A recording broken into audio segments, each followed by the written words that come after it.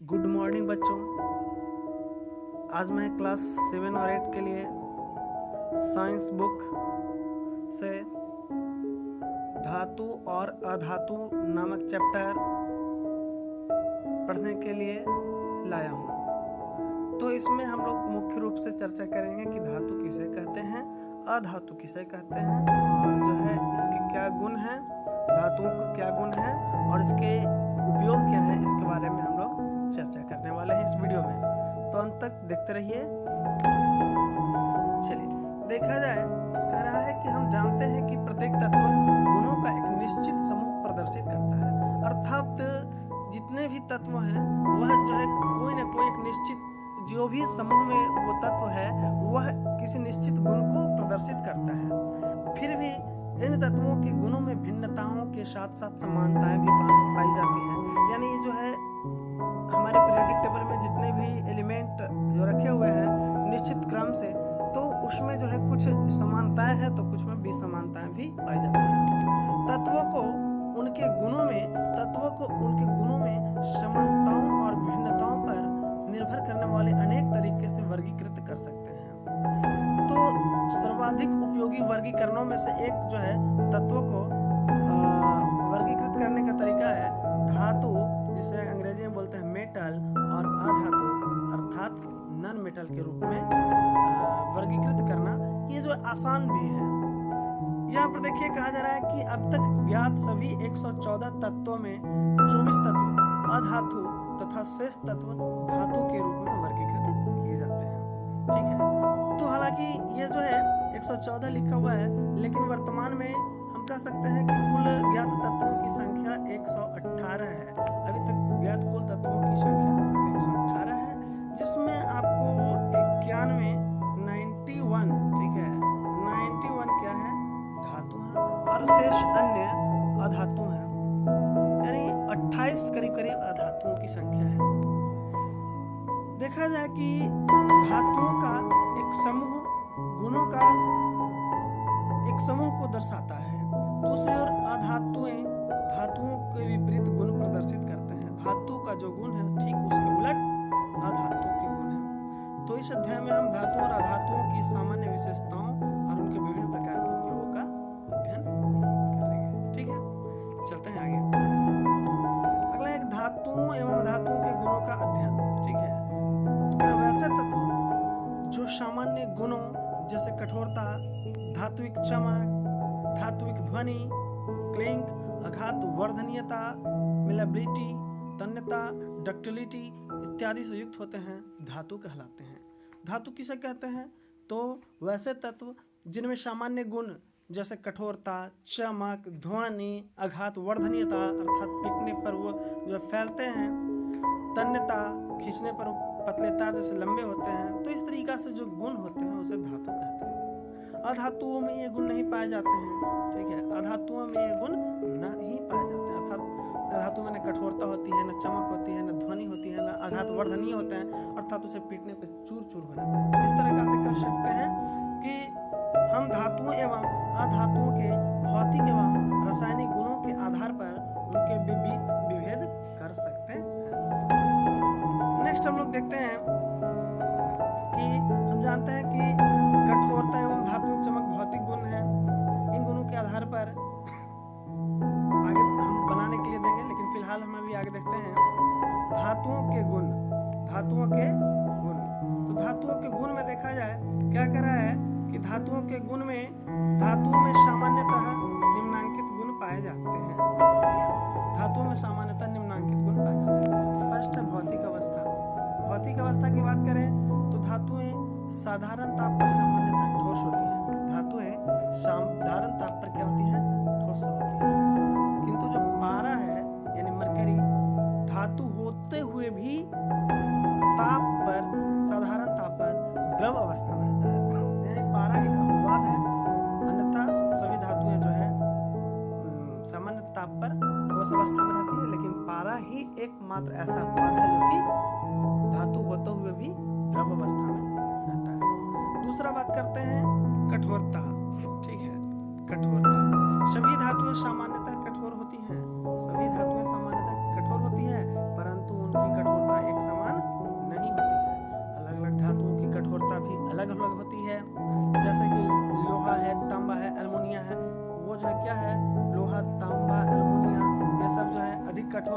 हैं तो कुछ इन्हें चाकू से नहीं काटा जा सकता। इसके विपरीत जो है क्या है कि सोडियम, इसके विपरीत कौन, सोडियम, ठीक है, सोडियम, फिर उसके बाद पोटेशियम और मैग्नीशियम, ये 3 ऐसे धातु हैं जिन्हें हम आसानी से चाकू या कैंची द्वारा काट सकते हैं। अगला देखा जाए, चलिए तीसरा देखते हैं, थर्ड पॉइंट, तनन सामर्थ्य। तनन सामर्थ्य यानी धातुएं काफी सबल होने के कारण अत्यधिक भारी बोझ वहन कर सकती हैं। अर्थात कह रहा है कि उनकी तनन क्षमता जो है काफी उच्च होती है। धातुओं की तनन क्षमता जो है काफी उच्च होती है। धातुओं को कुछ सीमा तक बिना तोड़े हुए खींचा जा सकता है। यह इनके तनन सामर्थ्य को माप होती है।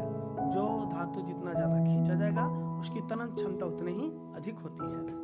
तो कुछ धातुएं जैसे टंगस्टन का तनन क्षमता बहुत ही अधिक होता है। क्वेश्चन पूछता है कि किस धातु का तनन क्षमता सबसे अधिक होता है, तो इसका सही जवाब है क्या, टंगस्टन। चलिए फोर्थ पॉइंट हम लोग देखते हैं, आघात वर्धनीयता यानी मेलेबिलिटी। मेलेबिलिटी में है क्या है, अधिकांश धातुएं आघात वर्ध होती हैं, अर्थात इसे हम आघात वर्धनीय अर्थात कहने का मतलब कि इसे पीटने पर चूर चूर नहीं होता बल्कि फैलती है। जैसे कि इसको प्रयोग के द्वारा देख सकते हैं, लोहा, जिंक और एल्युमिनियम में प्रत्येक की एक एक चादर लेते हैं, अर्थात एक एक टुकड़ा लेते हैं और प्रत्येक को बारी बारी से लोहे के एक चौकोर टुकड़े पर रखकर उस पर हथौड़े से कई बार मारते हैं।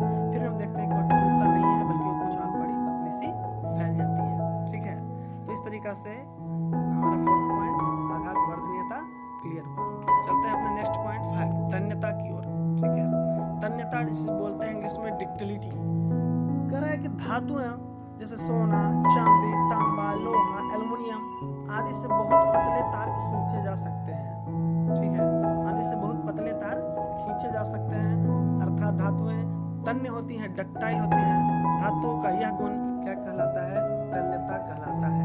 धातुओं का यह गुण क्या कहलाता है। चलिए तो देखते हैं कि कह रहा है कि अधिकांश धातुएं तन्य होती हैं, लेकिन सभी धातुओं की तन्यता एक जैसी नहीं होती है। सोना और चांदी सबसे अधिक तन्य होते हैं। सोना और चांदी सबसे अधिक तन्य होते हैं। सोना सर्वाधिक, उसमें भी सर्वाधिक तन्य सोना होता है, अर्थात 1 ग्राम सोने से बहुत पतले महीन लंबे तार खींचे जा सकते हैं। ठीक है, चलिए छठा पॉइंट में हमारा है धातुई चमक यानी मेटेलिक इल्यूशन। मेटेलिक इल्यूशन, तो इसमें देखते हैं कि शुद्ध अवस्था में सभी धातुओं की सतहें चमकीली होती हैं। शुद्ध अवस्था में सभी धातुओं की सतहें चमकीली होती हैं। धातुओं के इस गुण को धातुई चमक कहते हैं। ठीक है, यानी शुद्ध अवस्था, जब धातु जो शुद्ध है, अगर अच्छा है बिना कोई मिलावट का, तो क्या होता है कि चमकीली होती हैं, अर्थात इसे धातुई चमक कहते हैं। सामान्य धातुओं का रंग सफेद या भूरा होता है।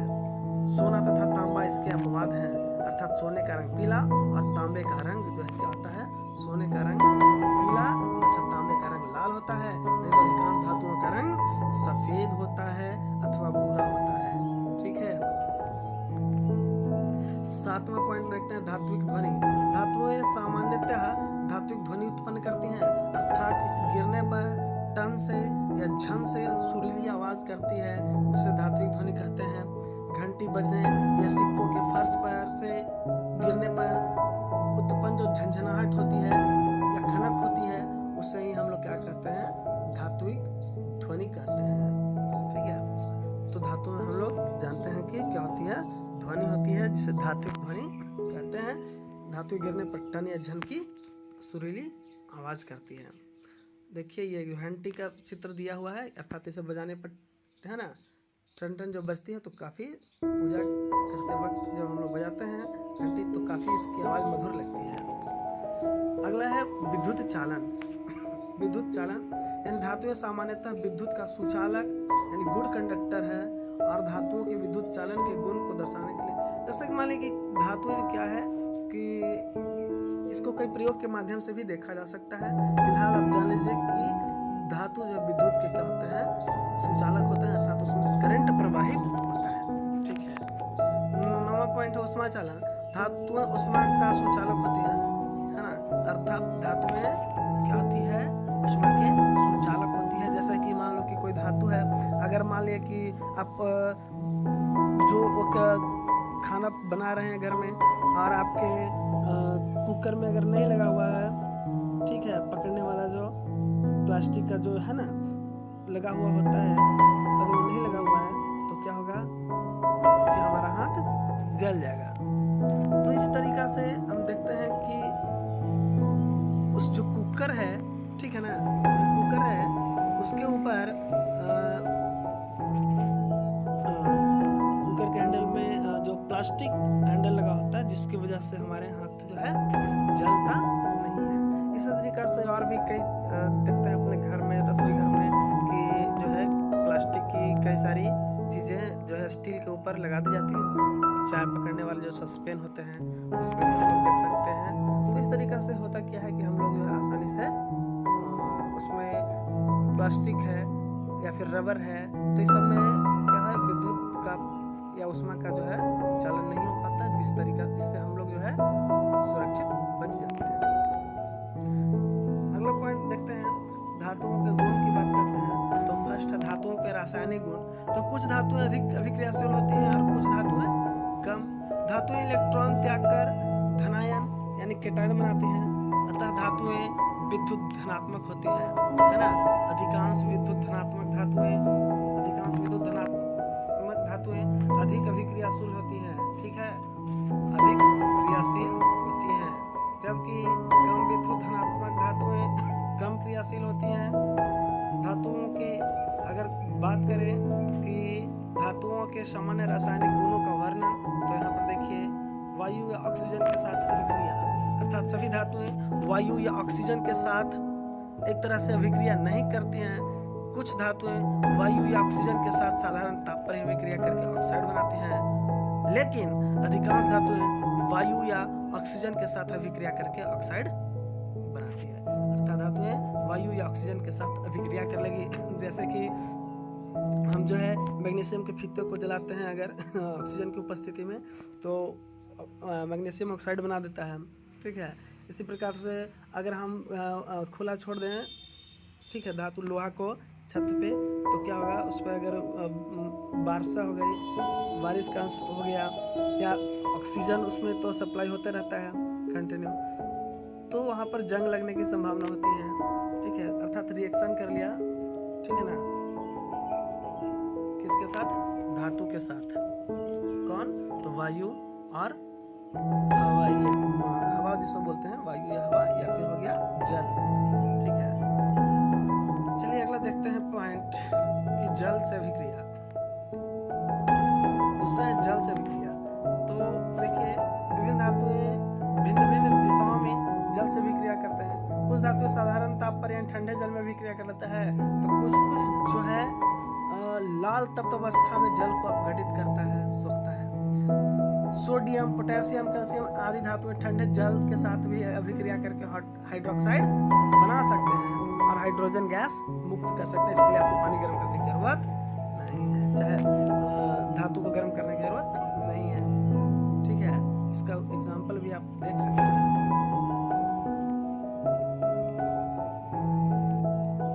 चलिए यहाँ पर एग्जाम्पल हम लोग देख सकते हैं कि Na यानी सोडियम और H2O यानी जल अभिक्रिया जब किया तो क्या बनाया, सोडियम हाइड्रोक्साइड और जो हाइड्रोजन गैस को मुक्त किया, ठीक है।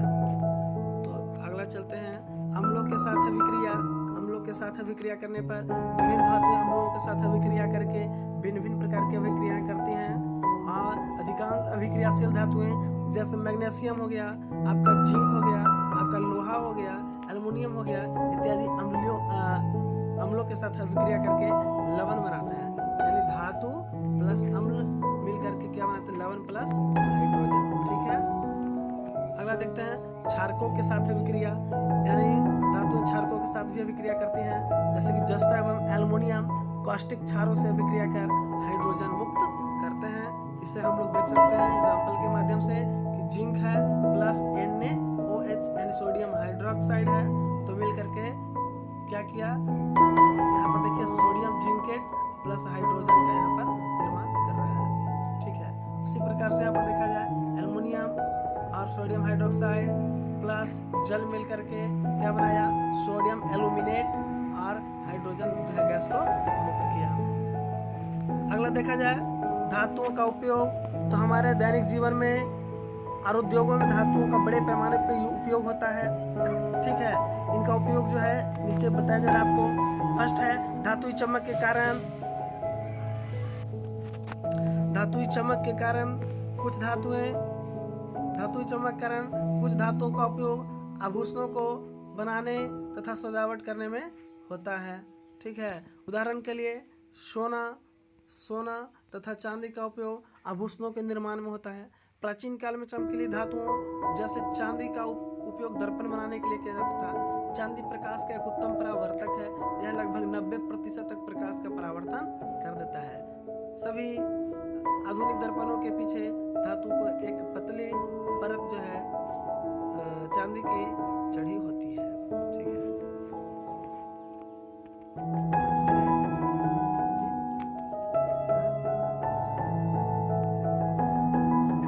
आघातवर्धनीयता के गुण के कारण एल्युमिनियम की पतली पन्नियां बनाते हैं, समझे। अर्थात आघातवर्धनीय होने की वजह से मैंने पीट करके उसको जो क्या करते हैं फैला सकते हैं, जिसकी वजह से हम क्या बनाते हैं पतला पन्नी बनाते हैं। और ये जो है पन्नियां औषधि, चॉकलेट, सिगरेट को सुरक्षित लाने तथा बोतल को सील बंद करने में उपयोग किया जाता है। चूंकि अन्य धातुओं की तुलना में एल्युमिनियम का घनत्व कम होता है, अतः इसका उपयोग हवाई जहाज एवं इसके पार्ट पुर्जे बनाने में किया जाता है। प्रायः चांदी के पतले पत्थरों का उपयोग मिठाइयों को सजाने में किया जाता है।